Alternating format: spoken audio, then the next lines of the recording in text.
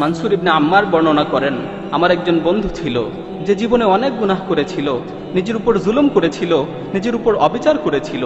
অতঃপর সে আল্লাহ তাআলার কাছে তাওবা করে।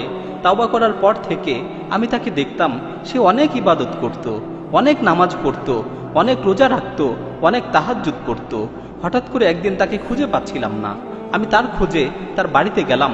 আমি দরজায় গিয়ে আওয়াজ দিলাম, ভিতর থেকে তার মেয়ে বের হয়ে আসলো। আমাকে জিজ্ঞেস করলো, কাকে খুঁজছেন? তখন আমি বললাম, তোমার আব্বুকে যে বলো অমুক এসেছে। অতঃপর আমাকে ভিতরে আসতে বলা হলো। আমি ভিতরে প্রবেশ করলাম। আমি দেখলাম সে বাড়ির মাঝখানে শুয়ে আছে। তার চেহারা বিকৃত হয়ে গেছে, তার চোখগুলো বড় বড় হয়ে গেছে। তখন আমি তার এই অবস্থা দেখে বললাম, হে আমার ভাই, আমার ভয় হচ্ছে। হে আমার ভাই, তোমার এই অবস্থা দেখে আমার ভয় হচ্ছে। তুমি বেশি বেশি করে লা ইলাহা ইল্লাল্লাহ বলতে থাকো। এ কথা শুনে সে অনেক কষ্ট করে আমার দিকে তাকালো, অতঃপর বেহুশ হয়ে গেল।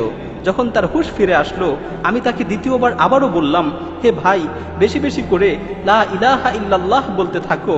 সে আবারও বেহুশ হয়ে গেল। যখন তার হুঁশ ফিরে আসলো, আমি তৃতীয়বার আবারও বললাম, হে ভাই, বেশি বেশি করে লা ইলাহা ইল্লাল্লাহ বলতে থাকো।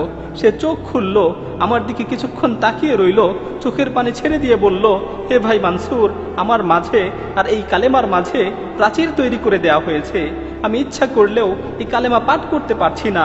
তখন আমি বলে উঠলাম, লা হাওলা ওয়ালা কুওয়াতা ইল্লা বিল্লাহ। আমি তাকে বললাম, তুমি যে এত নামাজ পড়তে, এত ইবাদত করতে, এত আমল করতে, এত তাহাজ্জুদ পড়তে, এগুলোর কি হলো?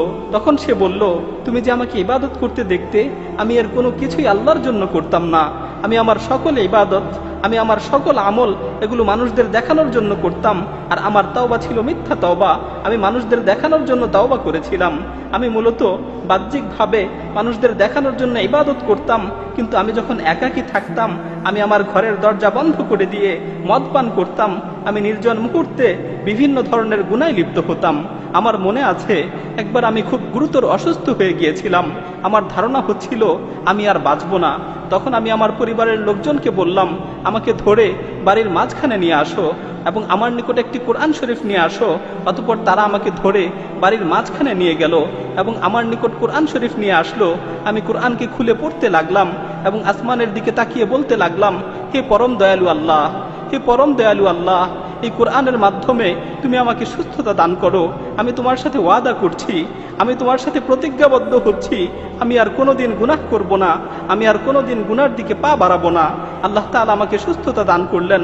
যখন আমি সুস্থ হলাম, তখন আমি আগের মতোই আবারও গুনায় লিপ্ত হলাম। প্রতিনিয়ত গুনাহ করতে থাকলাম। আল্লাহর সাথে কৃত ওয়াদার কথা একেবারেই ভুলে গেলাম। এভাবে গুনাহ করতে করতে বেশ কিছুদিন অতিবাহিত হয়ে গেল। এভাবে আল্লাহর নাফরমানি করতে করতে বেশ কিছুদিন অতিবাহিত হয়ে গেল। অতঃপর আমি দ্বিতীয়বার আবারও অসুস্থ হয়ে পড়লাম। আমি কঠিন রোগে আক্রান্ত হলাম। আমার আবারও মনে হচ্ছিল যে আমি আর বাঁচব না, আমি আর পৃথিবীতে থাকতে পারবো না। তখন আমি আমার পরিবারকে আবারও বললাম, তোমরা আমাকে উঠানে নিয়ে চলো, আমার কাছে কোরআন নিয়ে আসো। আমি প্রথমবারের মতো দ্বিতীয়বার আবারও প্রার্থনা করলাম। আমি আবারও আকাশের দিকে দুহাত তুলে বললাম, হে আমার প্রতিপালক, হে আমার প্রতিপালক, হে পরওয়ারদিগার, এই কোরআনের মাধ্যমে তুমি আমাকে সুস্থতা দান করো। আল্লাহ তাআলা আমার ডাকে আবারও সাড়া দিলেন, আমাকে রোগ থেকে মুক্তি দিলেন। আমি আবারও অঙ্গীকার করলাম যে আমি আর কখনোই গুনাহ করব না, আমি আর কখনোই গুনার দিকে পা বাড়াবো না। কিন্তু দ্বিতীয়বারেও আমি আমার অঙ্গীকারের কথা আবারও ভুলে গেলাম। আমি আবারও গুনায় নিমজ্জিত হলাম। আমি আবারও গুনার সমুদ্রে হাবুডুবু খেতে লাগলাম। এভাবে বেশ কিছুদিন অতিবাহিত হয়ে গেল। এরপর আমি তৃতীয়বার আবারও অসুস্থ হয়ে পড়লাম, যা তুমি এখন দেখতে পাচ্ছ। অতঃপর আমি আমার স্ত্রীকে বললাম, আমাকে উঠানে নিয়ে চলো, আমার কাছে কোরআন নিয়ে আসো। তারা আমাকে উঠানে নিয়ে গেল, আমার কাছে কোরআন নিয়ে আসলো। অতঃপর এবার যখন আমি তিলাওয়াত করার জন্য কোরআনকে খুললাম, আমি দেখতে পেলাম কোরআনের সমস্ত পৃষ্ঠাগুলো সাদা হয়ে গেছে। পুরো কোরআনের মাঝে একটি অক্ষরও আমার চোখে পড়ল না। আমি বুঝতে পারলাম আসমান ও জমিনের অধিপতি আল্লাহ সুবহানাহু ওয়া তাআলা আমার উপর রাগান্বিত হয়েছেন। আসমান ও জমিনের অধিপতি আল্লাহ সুবহানাহু ওয়া তাআলা আমার উপর ক্রোধান্বিত হয়েছেন, কারণ আমি বহুবার তার সাথে ওয়াদা করেছি, বহুবার ওয়াদা ভঙ্গ করেছি। আমি বহুবার তার কাছে তাওবা করেছি, বহুবার তাওবা ভঙ্গ করেছি। তিনি আমাকে অনেকবার সুযোগ দিয়েছেন, কিন্তু আমি বারবার এই সুযোগের অপব্যবহার করেছি। আমি বুঝতে পারলাম যে আল্লাহ তাআলা আমার উপর রাগান্বিত হয়েছেন। তাই আমি আসমানের দিকে হাত তুলে বললাম, হে আল্লাহ, আমাকে এই বিপদ থেকে মুক্তি দাও। হে আল্লাহ, আমাকে এই বিপদ থেকে রক্ষা করো, আমাকে এই বিপদ থেকে উদ্ধার করো। আমি যখন এই কথাগুলো শেষ করলাম, আমি শুনতে পেলাম কেমন যেন আসমান থেকে আমাকে লক্ষ্য করে বলা হচ্ছে, তুমি যখন বিপদে পড়ো তখনই আমার কাছে আসো, আর যখন বিপদ শেষ হয়ে যায় তখন আবারও গুনায় লিপ্ত হও। তোমাকে আমি কতবার বিপদ থেকে উদ্ধার করেছি, তোমাকে কতবার বিপদ থেকে রক্ষা করেছি, কিন্তু তুমি একবারও নিজেকে শুধরানোর চেষ্টা করনি। মানসুর ইবনে আম্মার বলেন, এ কথা শুনে আমি ক্রন্দন করতে করতে তার কাছ থেকে উঠে গেলাম।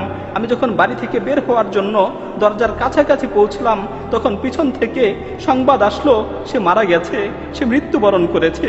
সে তওবা না করেই মৃত্যুবরণ করেছে। তার মাঝে ও তাওবার মাঝে প্রতিবন্ধকতা সৃষ্টি করে দেওয়া হয়েছে।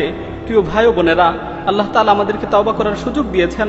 আল্লাহ তাআলা আমাদের ডাক দিয়ে বলছেন, ইয়া আইয়ুহাল্লাযীনা আমানু তুবু ইলাল্লাহি তাওবাতান নাসুহা আসা রাব্বুকুম আন ইউকাফিরা আনকুম সাইয়্যাতিকুম ওয়া ইউদখিলাকুম জান্নাতিন তাজরি মিন তাহতিহাল আনহার।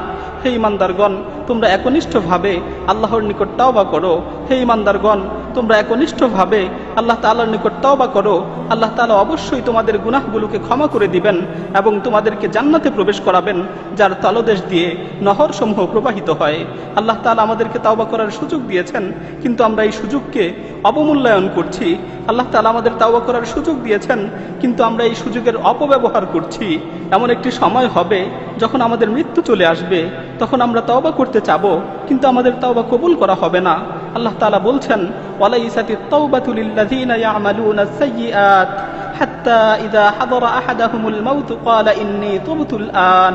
আর এমন লোকদের জন্য কোনো ক্ষমা নেই যারা মন্দ কাজ করতেই থাকে, এমনকি যখন তাদের মাথার উপর মৃত্যু এসে উপস্থিত হয় তখন বলতে থাকে, আমি এখন তওবা করছি। প্রিয় ভাই, আর দেরি নয়, আসুন এখনই তওবা করি, সুযোগ থাকতে তওবা করি, সুস্থ অবস্থায় আল্লাহর দিকে প্রত্যাবর্তন করি।